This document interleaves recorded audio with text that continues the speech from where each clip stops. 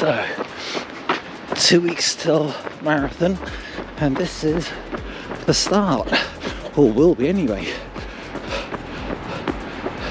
Well, this will be completely changed next week as they start putting up all the fencing and all the portaloos and everything else that goes into organising the start.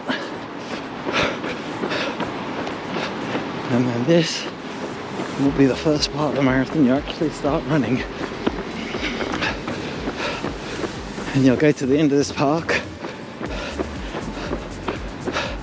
turn left and do a loop all the way around, then head out of town for a little skint, and then as you come back past here on the road, you'll be approaching the first 3 miles, and you'll only have just gone past the start line. So this stretch is going to be so nice to run on. They've just laid the new road, so it's pancake flat with no potholes. First 3 miles you have to look out for the odd pothole. Some of them have been there since last year. I'm hoping that most of them will get repaired because this area was particularly bad. So it's glad to see they've got it out of the way now before it gets busy with all the runners. I know you're supposed to be looking where you're running and all that sort of stuff, but this is still very early on in the marathon. People are going to be bunched up and they're literally going to be following the person in front.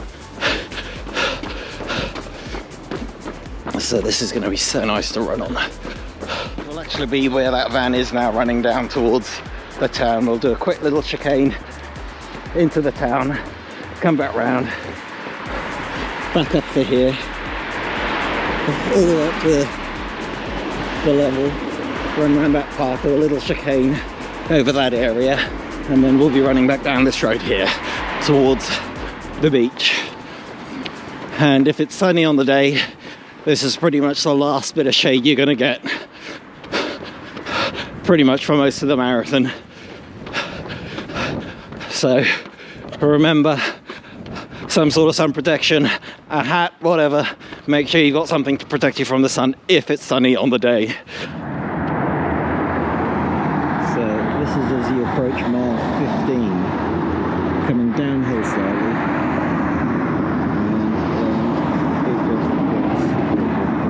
And it's quite a large area.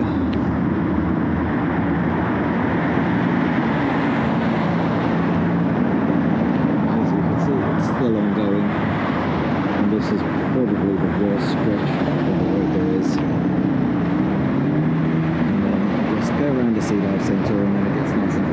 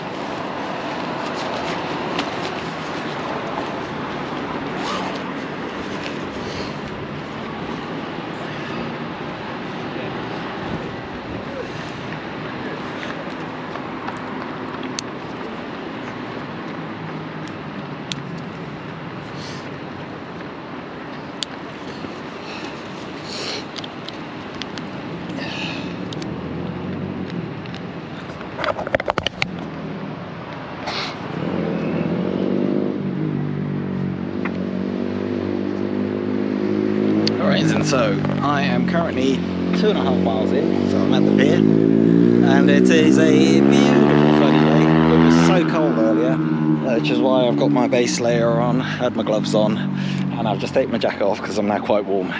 There is no shelter from the sun now. I'm just going to take a gel. So the plan today is, I think, 16 to 18 miles. I'm running to feel I'm feeling really good at the moment. My Garmin said I was performance conditions, I was a +5, which I've never been that much before, but that's coming off the back where it said I was peaking way too early. So I'm just going to take a nice easy run. I'm going to run to feel, probably be zone 1, zone 2 most of the way. I'm trying to capture most of the course as I can, because there are some areas where potholes from last year haven't been repaired and they've gotten worse. Don't get me wrong, they've done a lot of repair jobs and they've covered up a lot of the really bad areas, but I'm not sure if they'll get to everything that we'll be running on beforehand, and I just don't want people getting hurt, because I know last year I know one person twisted their knee because they stepped on the edge or in a pothole within the first couple of miles, and to spend 3-4 months training for this and not even get past the 3rd mile is bad. Now it's quite windy today, so I'm hoping you get a lot of this. So when you do a circle of the park and you head out of Brighton towards town, that area is okay as long as you sort of stay central. If you go towards the edges on either side, you run the risk of hitting potholes because that area has not been looked after. They've redone a lot of the road in the main stretch of town, which was really bad, and it's now the outside areas that need some work.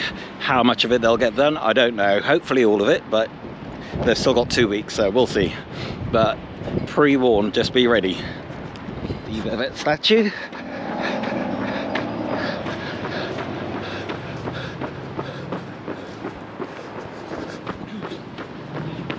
Which almost marks the 3-mile marker. So this is all new to the course this year. So we'll have turn around and come into here by the pier. And from the looks of the course map, we're going to run all the way up to the end, turn around and run back down towards Hove.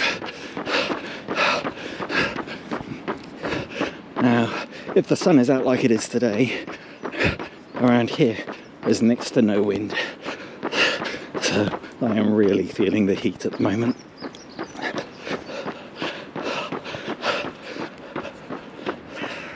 So at this stage we'll be on the other side of the road running out of Brighton. This is where the crowds are going to get thin to almost none, which for a lot of people makes it hard to run without the crowd support. However, crowd support's so good in town that you need this time to reset. Make sure you haven't gone off too fast. If you have slowed down, make sure you're still on point with your hydration, because from here on, if the sun is out, there is no shade.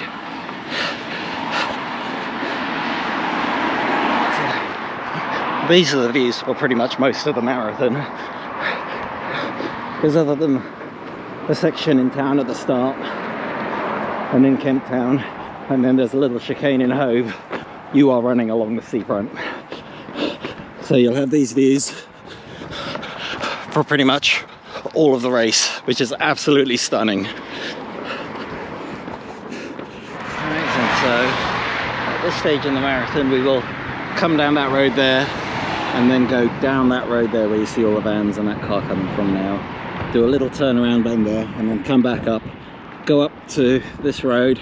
Now pretty much where that car is coming down towards us now is the turnaround point, where we then turn around and head all the way back down to town, and we see this view all the way. And we'll keep going until we get to the Sea Life Centre and the pier, and we'll turn around and then come down to that section I showed you before along the seafront.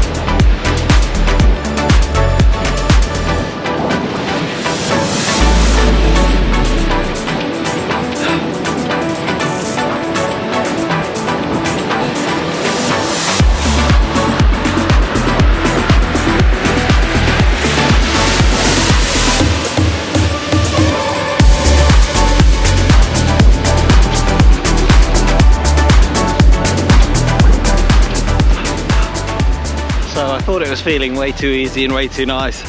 I've turned around and oh my god, the wind. So deceptive when it's on your side. I'm not sure if you can pick it up on the mic. Let me turn around, you might catch a bit more of it. Yeah, definitely making going backwards a little harder. I turned around at about 7.5 miles, so that should give me about 15 for the day, which I'm happy with. Like I say, it's my start of my taper now, so this is going to be an easy run in zone 2. And then I'll do a shakeout run, recovery run tomorrow, gym session Tuesday, sprint repeats. I'll either do sprint repeats Thursday or intervals. I might do intervals Wednesday rather. Yeah, I'll do intervals Wednesday at marathon pace, and then another easy run Friday with a rest day Thursday and Saturday.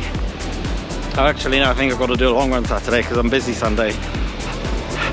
We'll see, but you know, I'm tapering off, I'm taking things easy. I'm not sure how much of this you can hear because I can barely hear me.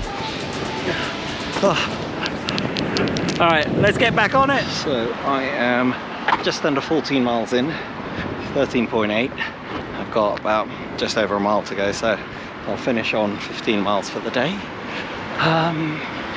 Felt good, felt comfortable. Support team came out to see me.